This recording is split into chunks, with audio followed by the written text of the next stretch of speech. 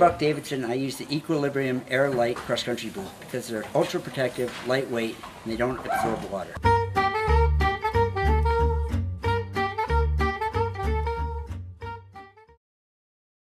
Hi, my name is Lillian. I'm a 3-day event rider, and I got into horses when I was young. I grew up on a very small horse farm.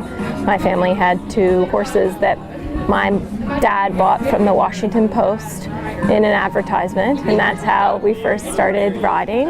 And I did pony club when I was a kid, and then started getting into eventing through that, and did a lot of eventing sort of in the Maryland area, and then went into a working student program with Jan Binney, and I was a working student with her for 5 years actually, through high school and in through college, and she was amazing, just such a wonderful person, and a really, really good experience for me. And I probably would never have gotten the bug that infected me to do this for my whole life if it weren't for Jan and her intensity and her drive and enthusiasm for the sport.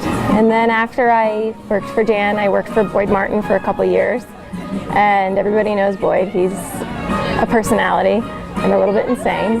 So he was a wonderful coach to me, and is still my coach now. Then I moved to Ireland and rode there for a year, and rode in England for a while, a couple months, and bought a horse. And now I live in Poolesville, Maryland, where I work at a farm called Bascule Farm, teaching and training horses and competing, and hoping to establish myself in the sport. And I went to my first 4-star at Kentucky this year. So my 4-star horse, his name is Share Option.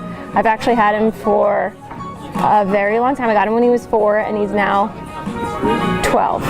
So I've had him for a long time, and Jan Binney was the one that helped me find him in England.